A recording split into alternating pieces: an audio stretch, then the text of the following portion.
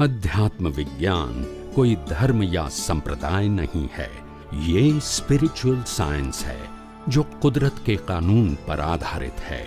ये विज्ञान पूरे ब्रह्मांड के सभी रहस्यों को उजागर करता है और जीवन के सभी पहलुओं को समझने के लिए एक नई दृष्टि देता है। इसी को आर्ट ऑफ विजन कहते हैं, दुनिया को देखने की एक नई दृष्टि, जो अध्यात्म विज्ञानी परम पूज्य स्वामी श्री कमलेशानंद जी के निर्देशन में सनातन सत्य का अनुसंधान कर हमारे जीवन को प्रकाशित करे। जय सच्चिदानंद। अनंत अवतार थी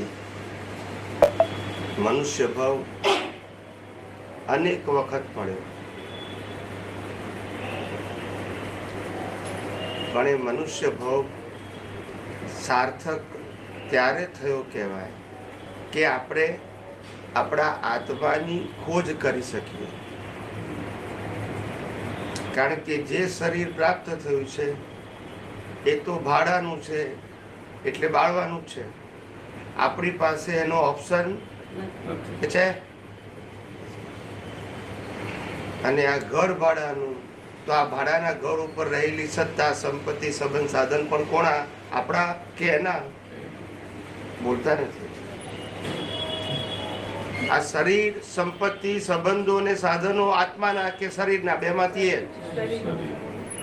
હવે શરીર આપણું ના હોય તો સત્તા, સંપત્તિ, સંબંધ, સાધન આપણા હોય? આપણને ખબર નથી કે આપણે શેના માટે જીવીએ છીએ। બોલતા નથી। આપણે કોના માટે જીવીએ છીએ, શેના માટે જીવીએ છીએ એ ખબર નથી। કારણ કે શરીર તો આપણું છે જ નહીં, મૂકીને જવાનું છે ને શરીર જશે તો શરીર સાથે સંકળાયેલા સત્તા, સંપત્તિ, સંબંધ, સાધન પણ ઓપ્શન। તો પછી આપણે એચીવ શું કરવાનું, પ્રાપ્ત શું કરવાનું જીવનમાં? બોલતા નથી। આપણે જીવનમાં શું પ્રાપ્ત કરવા માટે, આપણો હેતુ શું છે, આશય શું છે, શેના માટે જીવવાનું? એમ આ જીવન જીવવાનું હેતુ શું છે? હું ભણીશ તો મને ડિગ્રી મળશે, નોકરી કરીશ, ધંધો કરીશ તો મને પ્રોફિટ મળશે, બરાબર છે? લગ્ન કરીશ તો પરિવાર મળશે, પણ જિંદગી જીવીશ તો શું મળશે છેલ્લે? કશું નહીં। અને કશું નહીં માટે આપણે જીવવાનું, બરાબર ને? બોલતા નથી।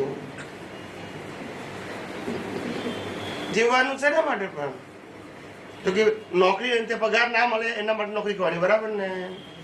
ધંધો પ્રોફિટ ના મળે એના માટે કરવાનો ને? બોલતા નથી। ભણવાનું એના માટે કે ડિગ્રી ના મળે તો અહીં તો કશું મળતું નથી। અહીંયા જીવન જીવવાના અંતે શું મળે? તો હેતુ આ છે, કાંઈ નહીં, એટલો જ। બોલતા નથી। જીવન જીવવાનો હેતુ શું છે, અંતે શું એચીવ કરવા માંગીએ છીએ? હે ના, જે આવડે બોલો ને। હું પ્રશ્ન કે અઘરો પૂછતો નથી, હું પ્રશ્ન શાસ્ત્રનો પૂછતો નથી, હું પ્રશ્ન તમારી પ્રેક્ટિકલ લાઈફ સાથે જોડાયેલો પૂછું છું। આમાં ચોપડીના જ્ઞાનની જરૂર નથી। તમને ખબર પડવી જોઈએ કે મારું જીવન જે છે એનો એન્ડમાં હું શું મેળવીશ, ધેટ ઇઝ ધ ગોલ। તો આપણે શેના માટે જીવી રહ્યા છીએ? આપણે શું, જેમ કે હું ભણું છું 12 વર્ષ 15 વર્ષ, તો કે ગ્રેજ્યુએટની ડિગ્રી મેળવવા માટે, કરેક્ટ? બરાબર કે નહીં? હું ધંધો કરું છું તો કે પ્રોફિટ મેળવવા માટે, હું લગ્ન કરું છું તો કે પરિવાર મેળવવા માટે। અહીંયા આગળ હેતુ છે। તો અહીંયા જીવન જીવવાનો એન્ડ શું છે, શેના માટે આ જીવું છું કે જેથી એન્ડમાં મને મળશે? જેમ 15 વર્ષ ભણ્યા પછી મને ડિગ્રી મળશે, તો અહીંયા 70 વર્ષે 80 વર્ષ પછી શું મળશે મને?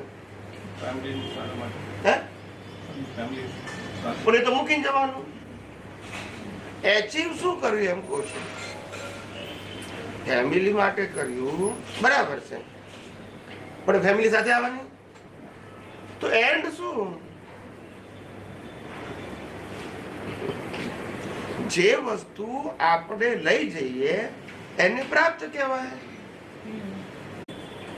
જે વસ્તુ આપણે લઈ જઈએ, સ્કૂલ અને કોલેજમાં 15 વર્ષ ભણું પછી શું લઈ જાઉં? તો કે ડિગ્રી.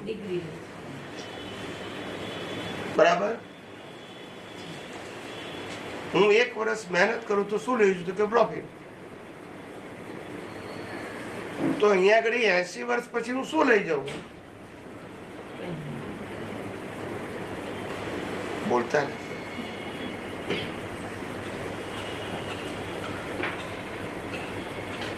આ પ્રશ્ન આપણા જીવન સાથે સંકળાયેલો છે કે જીવન સાથે સંકળાયેલો નથી? તો કોઈ વિચાર્યું જ નહીં. બોલતા નથી. આટલા બધા પુસ્તકો વાંચ્યા હશે, ધર્મના પુસ્તકો વાંચ્યા હશે, પ્રવચનો સાંભળ્યા હશે, કઈ ના સમજાયું કે જીવન શેના માટે જીવવું જોઈએ ને શું પ્રાપ્ત કરીશું? છેલ્લે શું પ્રાપ્ત કરવા માટે જીવી રહ્યા છે?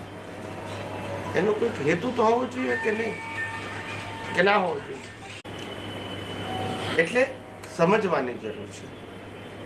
આપણે વાસ્તવિકતા ખબર જ નથી. જે કઈ જીવન જીવીએ છીએ એ મિકેનિકલ જીવીએ છીએ, વિધાઉટ એની પર્પસ. આપણને ખબર જ નથી શેના માટે જીવીએ છીએ.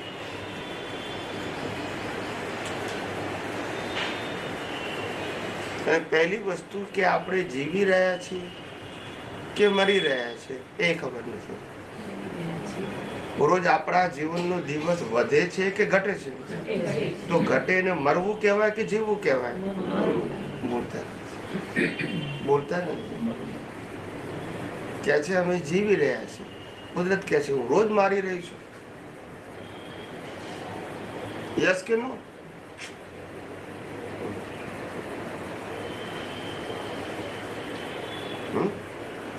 ઉંમર વધે ને આયુષ્ય કર્મ ઘટે. યસ કે નો? Yes yes.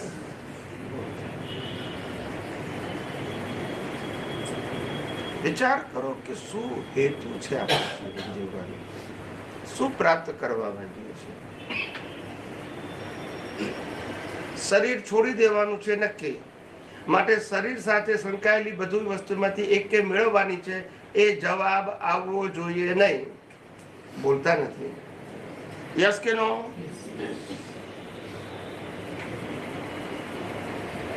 બરાબર ને? શરીર સાથે સંકળાયેલી એક કે વસ્તુ આપણે હાથે લઈ જવાની નથી, કારણ કે શરીર પણ હાથે આવતું નથી. તો શેના માટે જીવવાનું? આપણે હેતુ શું છે? ગોલ શું છે જીવન જીવવાનું? આટલું દુઃખ કષ્ટ સહન કરવું, આટલી મુશ્કેલીઓ સહન કરવી, આટલું ટેન્શન લેવું, રાતના 12 વાગ્યા સુધી જાગવું, તાવ હોય તો નોકરી ધંધો કરવો. ખ્યાલ આવ્યો? આ બધું શેના માટે? શું એચીવ કરવા માટે? આ આખી જીવનની પ્રક્રિયા શેના માટે છે? રમવું, ભણવું, ડિગ્રી મેળવવી, પૈસા કમાવા, લગ્ન કરવા, છોકરા કરવા, એને પરણાવવા, બંગલા મોટર ગાડી લેવા. આ બધી પ્રોસેસનો એન્ડ શું? શું મેળવવાનું આ બધી પ્રોસેસ પછી? બોલતા નહીં. અઘરો પ્રશ્ન છે. બોલો. સારા કર્મ કરીને મોક્ષે જવાનું. સારા કર્મ કરીને મોક્ષ? કર્મ તો આપણા હાથમાં છે નહીં. કેમ ના સારા કરશો? બોલો. સારા કરવા આપણી પાસે એ સમજણ નથી કે કર્મ કોને કહેવાય અને કર્મ ફળ કોને કહેવાય. સારા સારા વાક્યો તો આપણને ખબર છે, વાક્ય, પણ એનો અર્થ કે મર્મ જાણતા નથી. કેવું આપણી પાસે કેવું છે? આટલા વર્ષોથી જે કંઈ ધર્મ પાળતા હશો, જે કંઈ પુસ્તકો શાસ્ત્રો વાંચ્યા હશે, ગુરુજીને સાંભળ્યા હશે, સાધુ સંત સંન્યાસીઓને સાંભળ્યા હશે, એચીવ શું કરો છો?